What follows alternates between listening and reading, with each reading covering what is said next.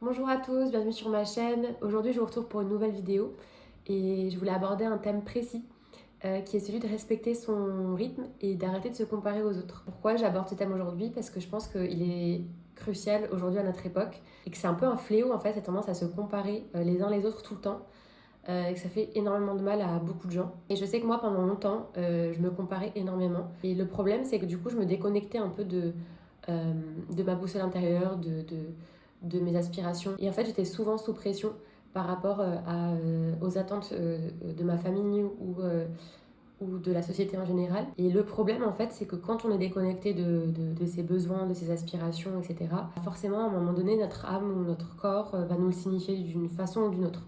Donc ça peut être par une maladie, ça peut être par un burn-out, une dépression. Et c'est bien pour ça que beaucoup de gens aujourd'hui sont en dépression, font des dépressions ou sont en burn-out, pardon.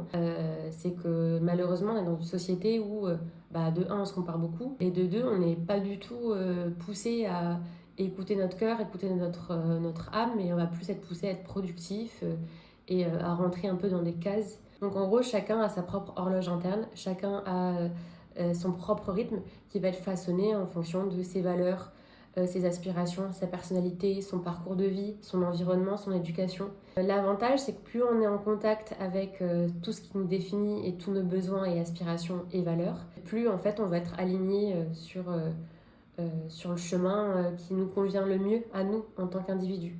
Le problème qui se pose souvent, c'est qu'on a beaucoup d'entre nous intériorisé des injonctions encore une fois, de nos familles ou de l'éducation qu'on a reçue à l'école. Et on va souvent remplacer le fait d'avoir envie de faire quelque chose ou d'avoir besoin de quelque chose par non, mais il faut que je fasse ça ou je peux pas faire ça parce que pour X ou Y raison. Pour beaucoup d'entre nous, on est coupé de notre cœur et de notre énergie créatrice et d'un élan vital qui nous pousse à nous créer une vie qui nous ressemble et qui nous plaît, dans laquelle on se sent heureux. On est dans une société qui valorise beaucoup plus le mental et le pragmatisme que la sensibilité, l'intuition et la créativité, alors que ce sont deux choses complémentaires.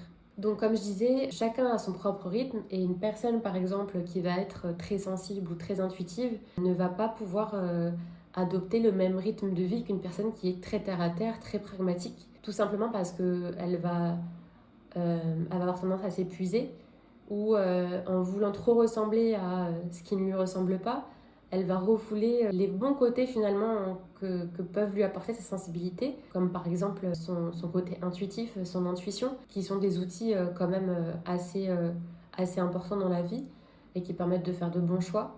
Donc en gros, il vaut mieux s'accepter complètement et identifier nos atouts, nos forces et les mettre au service de nos projets ou de notre vie en général, plutôt que d'essayer de se comparer à d'autres personnes qui fonctionnent complètement différemment et d'essayer de s'appliquer leur manière de fonctionner ou leurs outils, alors qu'on a nous-mêmes nos propres forces et nos propres trésors en nous en fait. C'est là où est le piège de se comparer et d'essayer de ressembler à l'autre. Je précise bien que quand je dis qu'on ne doit pas copier le rythme de quelqu'un d'autre, ça ne veut pas dire qu'on ne peut pas s'en inspirer. Si on est beaucoup trop dans la sensibilité et que ça peut nous freiner dans notre vie, ça peut être bien effectivement de s'inspirer de quelqu'un d'un peu plus pragmatique et du coup de rééquilibrer cet aspect-là dans notre vie. Un bon exemple que j'aime donner, c'est par rapport au régime alimentaire.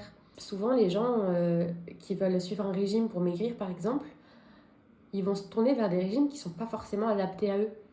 Ça, c'est une autre forme de connaissance de soi, mais elle est tout aussi importante et ça illustre bien mon propos. Si par exemple quelqu'un adore le sucre, vraiment c'est un truc qui lui fait trop kiffer, et bah c'est très compliqué pour cette personne de se mettre dans un régime où il faut couper tous les sucres. Et c'est un régime qui existe, mais il y en a plein de régimes qui existent. Et pour chaque personne, il peut y avoir un régime qui lui corresponde par rapport justement à ses goûts, à ses préférences, aux choses qu'elle est capable de couper de son alimentation ou pas. C'est un peu la même chose dans la vie. Selon vos valeurs, vous allez être prêt à sacrifier certaines choses au profit d'autres parce que ces autres choses sont plus importantes pour vous.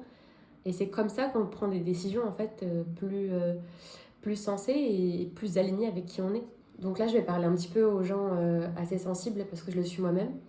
Et je sais qu'auparavant, par exemple, je me mettais souvent dans des situations ou des rythmes qui ne me convenaient pas forcément parce que j'acceptais pas mon côté sensible et parce que j'essayais en fait de m'adapter au rythme des autres qui n'avaient pas forcément la même sensibilité que moi. Et du coup, je m'épuisais vraiment souvent. Franchement, écoutez votre rythme et n'hésitez pas. En fait, si vous avez besoin de plus de repos que la moyenne, et ben c'est ok. Reposez-vous quand vous avez besoin de vous reposer.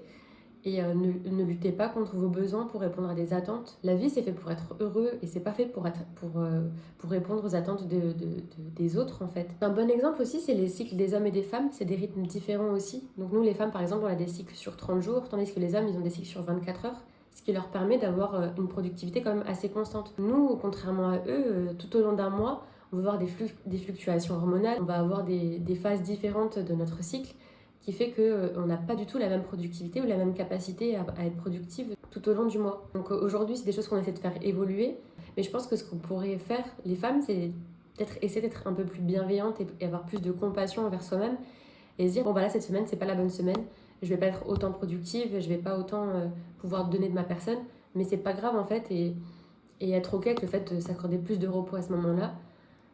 Et par contre, dans les moments où on a vachement plus d'énergie, on est vachement plus productif, bah là, mettre les bouchées doubles et voilà, du coup, s'adapter à ce rythme-là, à ce cycle-là. Ça nous rend tout simplement la tâche plus simple. Ça permet de ménager son énergie par rapport à son propre rythme. Donc voilà, le but de cette vidéo, c'est vraiment de vous encourager à apprendre plus de vous-même, à comprendre comment vous fonctionnez pour vous rendre justement la vie plus simple et pour pouvoir vous aligner avec ce que vous êtes vraiment. Donc il y a plusieurs moyens d'apprendre à se connaître. Il y a le fait de définir ses valeurs, définir ses objectifs. C'est par exemple avoir 4-5 valeurs qui sont hyper importantes pour vous et axer vos choix en fonction de ces valeurs-là. Ça, c'est intéressant aussi pour votre choix de partenaire. Si pour vous, tout simplement, l'intelligence émotionnelle, c'est très très important, c'est une valeur primordiale que vous recherchez chez quelqu'un, vous pourrez pas vous mettre avec quelqu'un qui ne coche pas cette case. Avec le temps, les sentiments amoureux, ça va plus forcément être suffisant parce qu'on aura appris justement à mieux définir ce qu'on veut et ce qu'on veut plus. Et dans ce cas-là, même si on va pouvoir éprouver quelque chose pour une personne,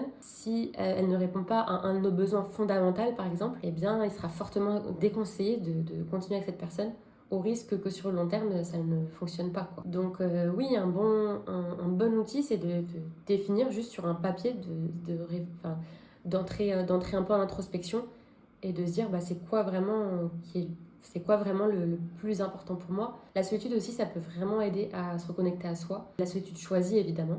Personnellement, moi, j'avais beaucoup été éduquée dans la comparaison. Et je sais que j'ai eu, pendant mon processus de guérison, beaucoup de phases de solitude. Et ces phases-là, même si elles ont été franchement assez difficiles, je me rends compte qu'elles étaient primordiales, en fait, pour que je puisse réellement me reconnecter à moi et à ce que je voulais. Parce que vu que j'étais sans cesse dans la comparaison, j'avais beaucoup de mal à me reconnecter à mon essence, à mes besoins, à mes véritables besoins, à mes véritables désirs. La solitude aussi, c'est une manière de vous montrer à vous-même que vous pouvez exister sans les autres, que vous êtes ok d'être seul. C'est pas une fin en soi.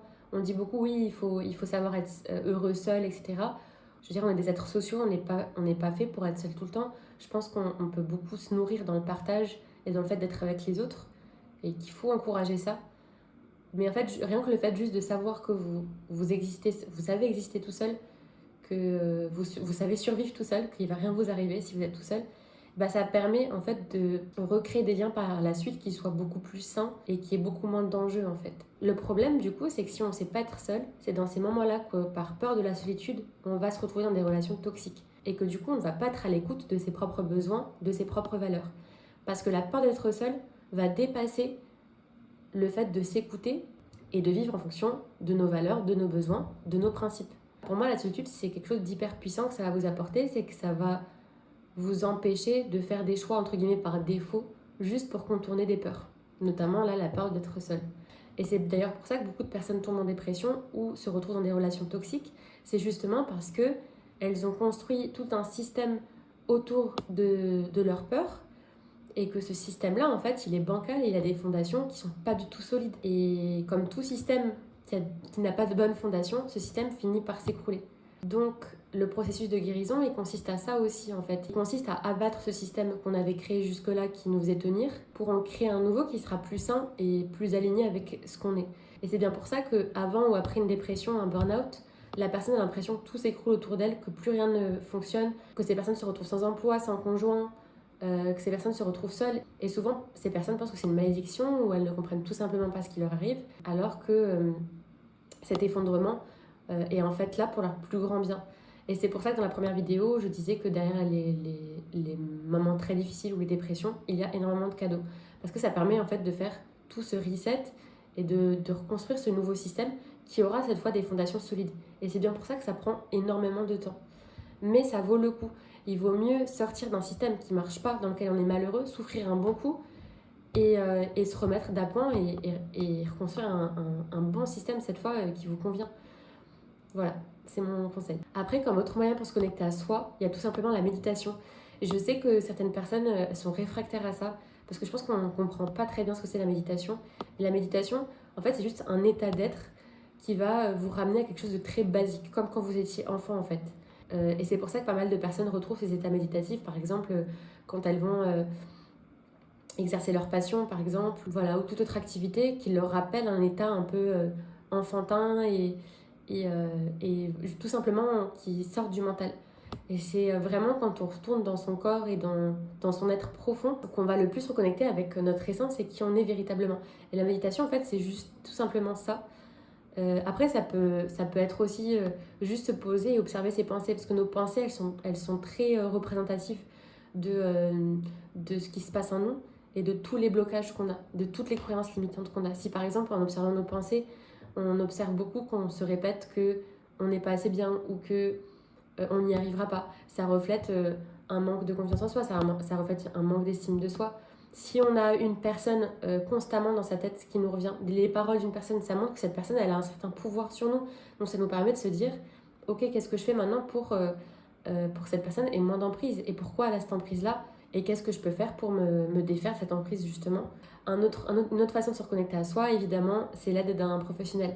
Je sais que c'est un sujet compliqué et qu'il y a pas mal de personnes qui se plaignent souvent du fait que ce soit trop cher. Mais honnêtement, c'est le meilleur investissement que vous puissiez faire pour vous-même. Tout part de l'intérieur. La vie que vous allez construire, elle est vraiment déterminée par ce qui se passe en vous, par vos pensées. Et en fait, si vous travaillez sur ça, si vous vous connaissez, c'est le meilleur investissement que vous puissiez faire parce que vous allez aller là où votre cœur vous appelle et c'est là que vous allez recevoir de l'abondance et de la réussite. Même si vous faites juste une séance et que vous y retournez qu'un an après, je vous promets que même les tout petits pas sont déterminants pour la suite de votre vie. Même un tout petit pas vous aidera. Moi, j'avais beaucoup tendance à penser que les petits pas, ça servait à rien. Donc du coup, j'avais tendance à pas essayer ou à me dire, bah, ça sert à rien de faire ce petit pas. Mais je me rends compte avec le temps à quel point vraiment les petits pas, ça compte. Et que du coup, même si vous êtes réticent, par exemple, à aller voir un thérapeute, mais que vous sentez que vous en avez besoin, vous n'êtes pas obligé de vous dire, allez go, je vais faire une thérapie de malade et tout. Mais juste dites-vous, ok, j'essaye une séance. Et si c'est trop pour vous, vous y retournerez plus tard ou pas du tout. C'est vous qui décidez. Mais c'est vraiment, ça vaut le coup d'essayer et c'est un vrai investissement pour vous, pour votre avenir et pour votre bonheur en fait. Malheureusement, parfois, notre famille, notre environnement va nous faire sentir coupables du fait de regarder en soi ou d'essayer de s'occuper de soi. Donc la plupart du temps, c'est des personnes qui ne s'autorisent pas elles-mêmes à faire ce travail et qui ne conçoivent pas qu'en fait d'autres personnes osent faire ce travail. Donc vous pouvez considérer vraiment que la plupart des gens qui s'occupent réellement de manière authentique et bienveillante des autres, c'est souvent des personnes qui sont passées par cette phase d'introspection. Donc voilà, si vous ressentez de la culpabilité par exemple à l'idée de prendre soin de vous ou de faire l'introspection, sachez que ce cadeau que vous offrez, vous l'offrez aussi aux autres. Parce que tout simplement, en s'occupant de soi, de un, on inspire les autres et en plus on se connaît bien mieux, on est bien mieux ancré en nous-mêmes. Et du coup, on est beaucoup plus apte à aider les autres.